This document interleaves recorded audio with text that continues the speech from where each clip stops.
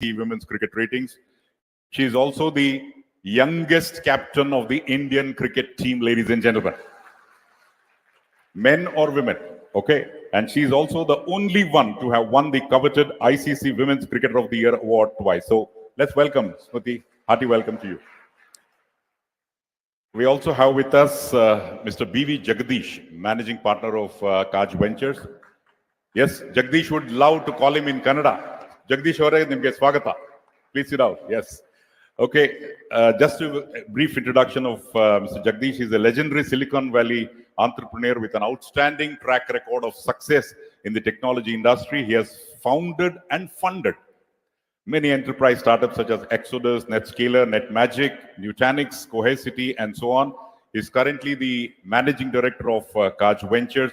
In addition to his work as an entrepreneur, ladies and gentlemen, please note, he is actively involved in various philanthropic efforts, indeed a role model personality, and is a strong advocate for giving back to the community. So let's hear it for Mr. B.V. Jagdish. Hearty welcome to you, sir. And moderating this all-important session is a man who needs no introduction in this part of the world. Put your hands together for Mr. Madan Padaki. Mani Padaki, yes, president of TAI Bengaluru. More than 23 years of experience as an entrepreneur and a change maker. He is the founder and CEO of OneBridge, a company that delivers exceptional consumer experience to the 300 million rural urban. So rural urban is called Ruban in his nomenclature in India. And he's also the co-founder of Game India, an initiative that aims to create 100 million mass entrepreneurs. Not jobs, mass entrepreneurs who can generate jobs. So that's the key here.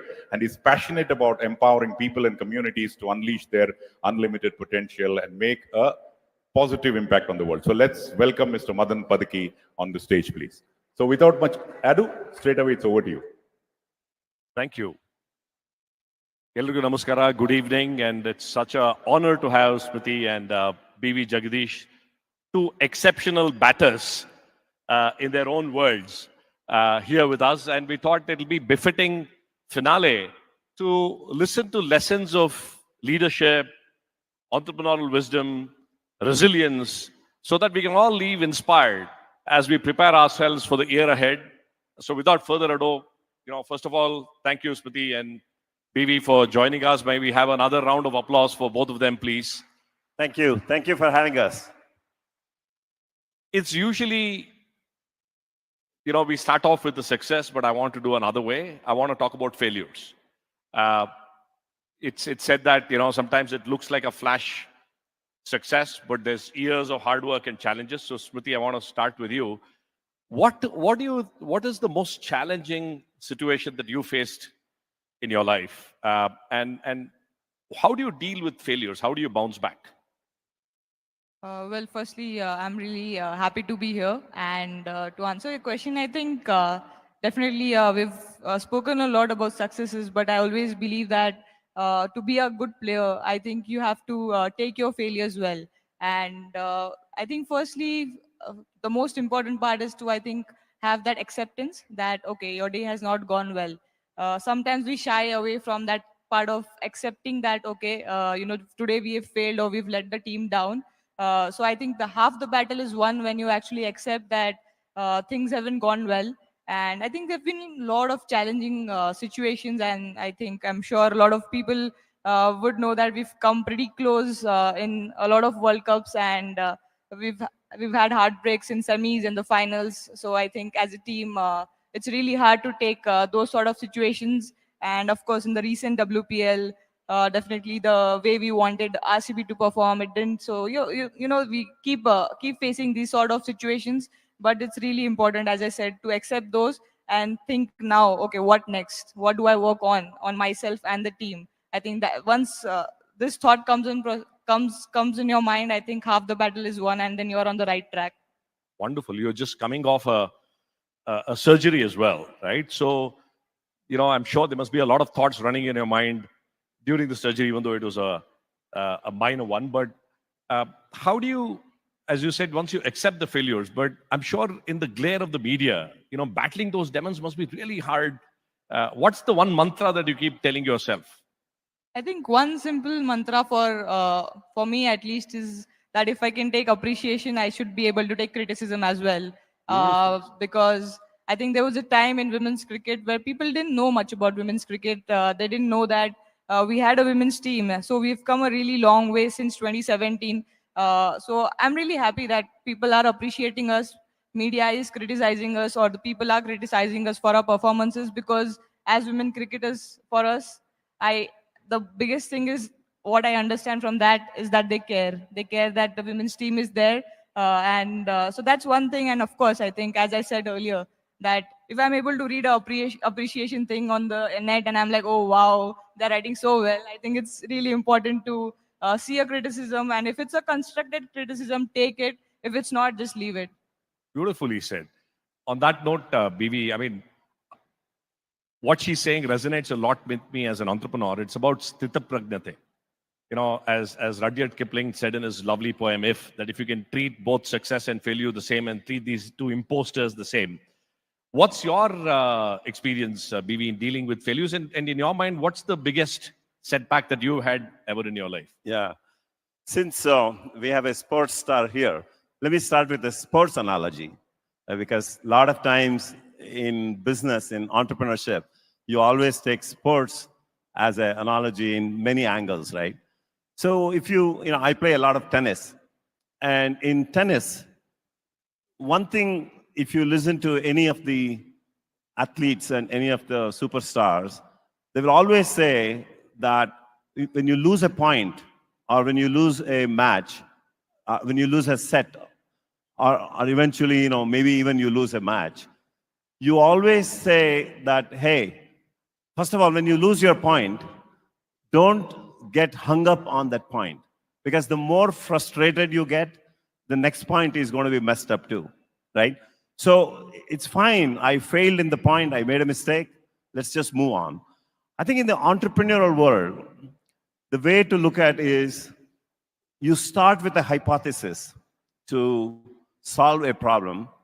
And if you fail because the hypothesis turned out to be wrong and you are not able to make the right adjustments because you expected that I'm going to build this product for a certain market growth that's going to happen. I mean, which is basically what happened to us at Netscaler. When we did Netscaler, we made a hypothesis at the time when internet was exploding, and then boom, there was this 2000 .com crash, right? Everything just fell like anything. So if that happens, and if you have run out of money at that time, there's nothing you can do. But if you still have some money, if you can make some adjustments and come back, revive yourself, you have a great chance. Like what we did with Netscaler, right? Today, it's almost like over $1 billion in revenue, employing like 3,000, 4,000 people. It was that one little thing that made the difference. So, however, if you fail because of your own execution issues, that's unacceptable. Meaning, you cannot build a quality product. You cannot meet customer need. You cannot support the customers properly. All those classic things, if you fail because of execution, I mean, that's an unacceptable failure. I think that's a wonderful reflection. Maybe I'll add a follow-on question for you. In a way, these are all leadership lessons, and both of you have been leaders. Vivi, from your what are your leadership mantras? And if you were to share some perspectives about your most inspiring leader that you have ever worked with or met, who would that be and why? And what are the leadership lessons that you can draw from their journeys? Yeah, leadership is a quality that I think every entrepreneur needs to develop, right? So it all starts with how you inspire within your organization, because you have to recruit people, you have to recruit the best of the best talent, you have to raise money, you have to sell to the customers, right? That whole vision and how you portray, how you tell the story, how you articulate yourself, all of those things are absolutely important. Absolutely. Then comes the next issue, which is the values aspect of it, right? What is values? So meaning building trust with your employees. So I'll just reflect on some of the things that I was doing myself. So for example, one of the things that we religiously did from this value and transparency perspective, every 2 weeks, we used to have, without fail, a all hands meeting with all our employees. So at some point of time, we actually opened up an India office, right? An India office at that time for most companies was considered more like a stepchild. It was never considered at par with a US company. I did not want the Indian company, Indian engineers to feel that they're like a stepchild. So what I used to do was, you do an all hands meeting in California in the afternoon, and it's not just me speaking. I used to get salespeople, marketing people, engineering people, a whole bunch of people I used to get. And I used to request these guys to come on the call at nighttime, say around 8:30, 9 o'clock, which is like 9 o'clock in the morning here, 9:30, and have the all hands meeting run exactly the same way that we used to run for our California office, right? So issues like that, what it does is it sends a message to the company that, number one, you as a leader, you treat everybody equal. And number two, you're transparent, right? You're talking about the sales growth, you're talking about numbers, you're talking about various initiatives that you have taken, all of these things. And I keep telling this to a lot of my entrepreneurs. Somehow they feel that disclosing to the employees, they feel that, they are revealing too much stuff, which is not true. I mean, first of all, they are your employees. You have to trust them, and you have to make them feel they are part of your company. The second thing that I did, which is some sort of a consistent message that you articulate so that everyone has to feel that this is what our company is about. Simple. What we did was, we said, we are all out for customer acquisition and customer retention. And I defined what is customer acquisition means and what is customer retention means. This covered the entire organization, meaning taking everything from a customer-centric, how do we as an organization behave? So it took a while to communicate this, but in every all-hands meeting, this is all I used to hammer: customer acquisition, customer retention. Beautiful. The mantras that I'm able to summarize from what you said is purpose, transparency, trust, and inclusiveness, right? I think, Smriti, how does that resonate with you? I think what we see on the field, I've never played cricket, but I played tennis as well. But what you see on the field, I believe, is just the tip of the iceberg. And we tend to make armchairs sweeping statements about leadership. What are your mantras of leadership, and how does that resonate to what BB was also talking about? Well, I think one really important point, which I thought was definitely communication, which you also mentioned. I think as a leader, it's really important to communicate with your team members of what exactly are you hoping or wanting from them. I think if that a leader is able to do that properly with and give a lot of confidence to that player, I think your half job is done. And the second very important point as a leader, which I really believe in, is that if we win as a team. But if we lose, I think it's the leader should be able to take that blame on themselves. I think that's something which is really important, because if the leader goes out and says, "Oh, that happened," which happens in the team sport a lot, that "Arey usne kuch kara, arey usne aaj batting nahi kari." So I think if you start doing that as a leader, I am sure that we as a team will never be able to bounce back after that defeat. So whenever we lose a match or something, there's always going to be like few people in the dressing room who will put up their hands up and like, it was because of us, it's our responsibility. I think that is a leadership quality. And also I do believe that just a tag of a captain shouldn't make that person a leader. I just believe that every individual who's playing for any team is a leader in itself, because when we actually make leaders, like if we have 15 leaders in our team, which is our squad, I'm sure the captain just needs to do the bowling changes, because they'll know what is what we need to do on the field. I think that is really important for me, because as leaders sometimes we don't like that someone else is taking charge of it, but I think it's really important to let them do that, because you just don't want people following you. You want people right across standing with you in that battle. Beautiful. So it's almost like you're saying, hey, I am the team. Uh, we are all, the captain is the first among equals, right? And the captain is the first among equals. And the communication part about bringing everybody together. But one thing that I would love to understand from you, Smriti, is that at least in entrepreneurship, in corporate, life plays out in a little bit more of a slow motion than a T20 or a 50 overs match, right? And that happens all in the midst of the glare, the media glare as well, which must be a massive pressure cooker situation. Well, actually, when someone comes and watches a match, maybe they might feel, oh, that finishes in 3 hours, 3.5 hours.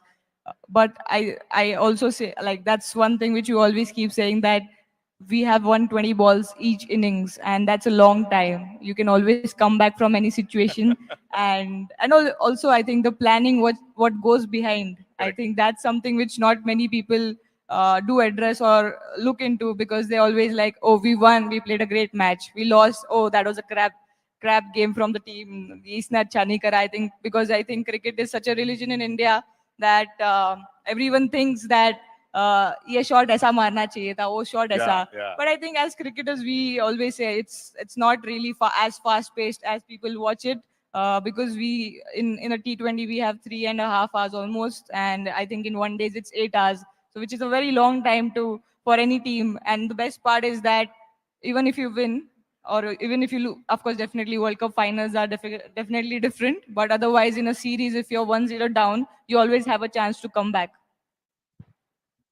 That's a very interesting perspective that you said that 120 balls is a lot of balls, right? That it might look like 3 hours, but I'm sure there'll be an hours, if not more, of preparation for every ball in a way, right? Which also speaks to the point about uh, the preparation that goes behind, the discipline that goes behind the preparation, right? And many times when we read as entrepreneurs media reports that this company raised so much of money, or they got acquired, you tend to think that, boss, it looks like aram se ho gaya, right? But what you're saying is that there's a very deliberate strategy, there's a very deliberate preparation to get there. Yeah, on the wicket or on the field, whatever it is just 20%. What happens behind as a cricketer, your work ethics, the way you do your sessions, your conditioning session, your priming sessions, the way you train your mind to be able to do what you can do for the country on at that particular 3 hours. I think that is 80% of the work. But as you said, I think most of the times people do look at the 20% part of it and have a judgment to say. Exactly. And maybe any reflections on that, on the preparation that you need to do, both. I think it's also more the internal readiness that you need to have to be a player at that level, player as an entrepreneur. Yeah, Right? so the preparation, I'll tell you, especially when you start selling to the enterprise customers, right? High-end enterprise customers, the kind of preparation that you need to do yourself is to understand who your buyer is, who your the whole hierarchy of the organization, the signature aspect of how you want to get your purchase orders. Because if you are blindsided, right, it becomes almost like a snake and a ladder kind of a thing. Because you can go all the way to the top, and then if you're blindsided, not knowing, especially if you're an entrepreneur, right, some big company doesn't want to deal with a small company at all.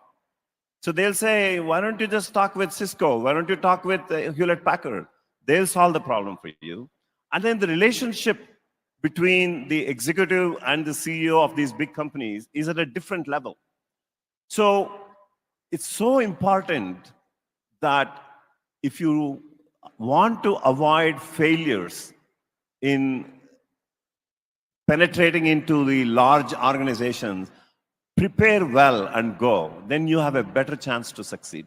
Just like how she was describing for sports, right? Every aspect, you need to look at the pitch, you need to look at the conditions, weather conditions, you need to look at everything. And then based on that, the players have to prepare themselves. Wonderful. We have a few more minutes to go, but Smriti, uh, I know a lot of us say playing sports is de-stressing, but how do you play sports anyway? How do you de-stress, and how do you deal with the stress that comes as a part of the life that you lead?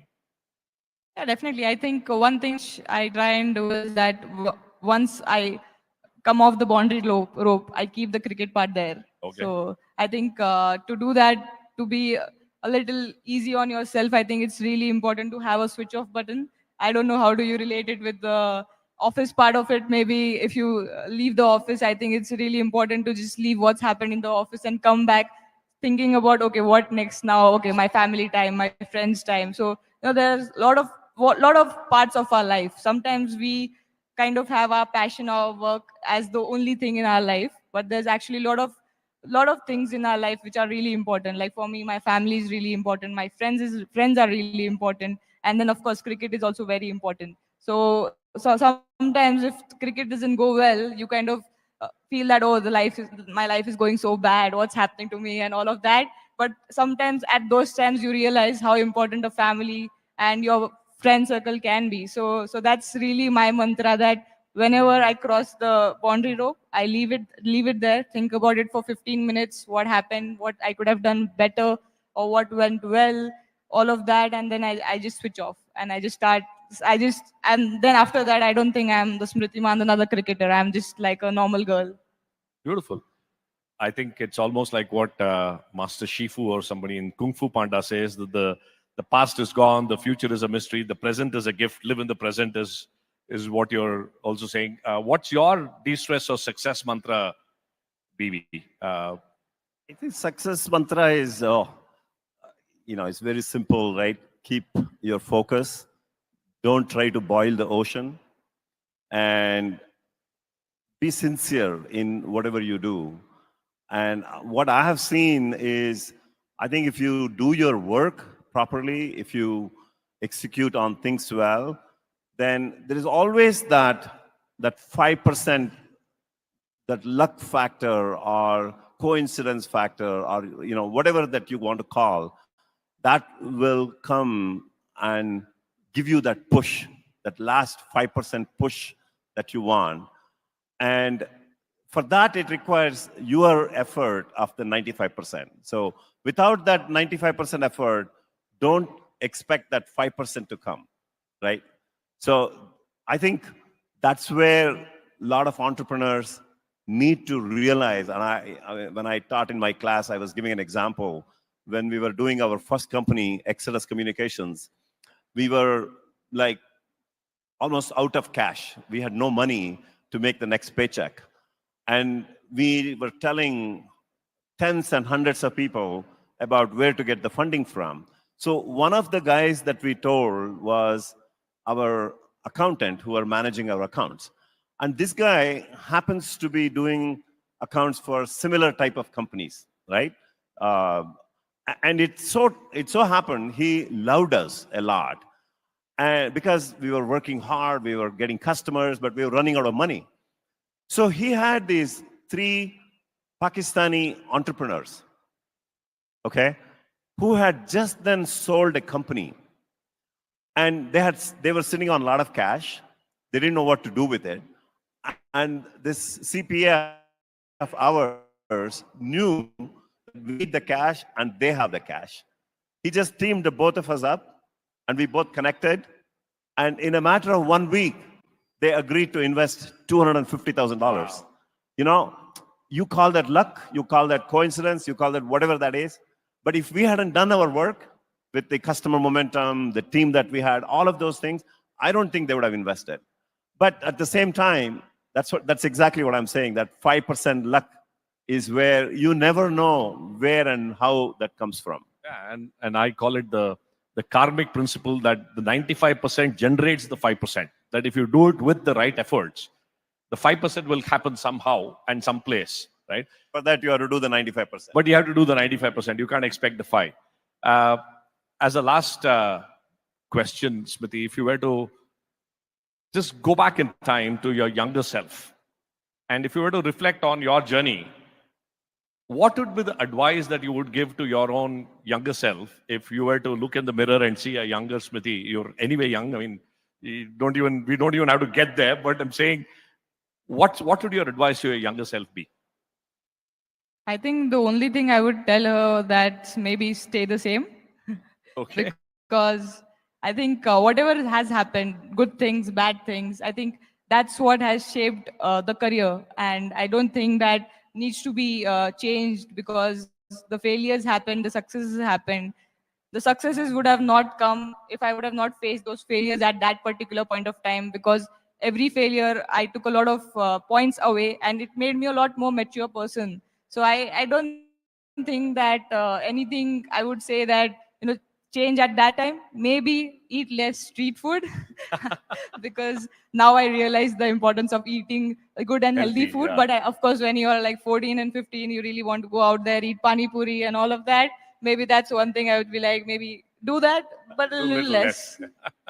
Lovely. And Divi, your younger self, what would your, I mean, you've had a phenomenal journey where you studied in a village school, came to Bangalore, stayed in a hostel, winged your way to US, and then the rest is history. If Yeah. you were to give an advice to your younger self migrating from the village to the city, what would that be? And we have a lot of youngsters from here, from our beyond Bengaluru clusters. We've got some very inspiring youth out here Yeah. who come in from village schools in Belgavi district trying to become entrepreneurs. Yeah. What would your advice be? Well, in India, who is a struggling entrepreneur these days? I'm just joking. Um, there are two reasons why an entrepreneur would be struggling, right? Number one is entrepreneur cannot raise money. Number two is he's not able to generate revenues, right? So the second one is a problem which is very much under your control. Meaning, if you have built a product that the customer wants, you got to figure out how to break into that and figure out how to sell. I mean, we have several companies now, which is fascinating, that we have funded. Sitting in India, they have been able to sell to the US market. So all myths are gone that you cannot think that a company that is built out of India cannot sell directly to the US market without someone moving there. And I have evidence of these companies doing over $1 million in ARR. And the way these guys work is absolutely incredible, right? The second is the funding aspect of it. The funding is a derivative of the second one. I think if you win good customers, if you have good revenues, then if you tell the story properly, you have a great chance to succeed. If you're not doing both, then there is something wrong with you and with your product, with your company. Then you should think, because the entrepreneurial journey is not easy. It is absolutely, if somebody thinks, I'll start a company, I'm going to be a millionaire out of it, I'm going to retire. That's not what an entrepreneur is.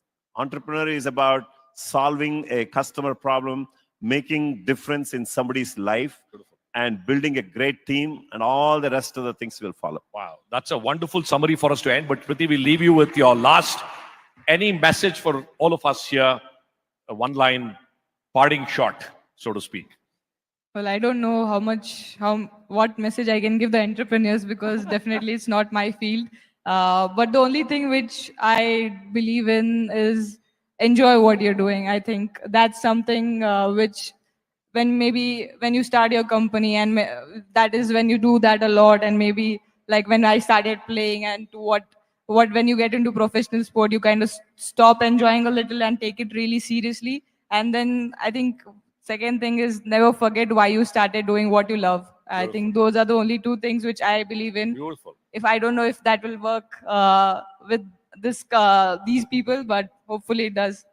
Beautiful. And that's a wonderful note to end this conversation with. Essentially saying, Maja Madi, enjoy Madi, have a great evening, ladies and gentlemen. Thank you so much for a lovely conversation.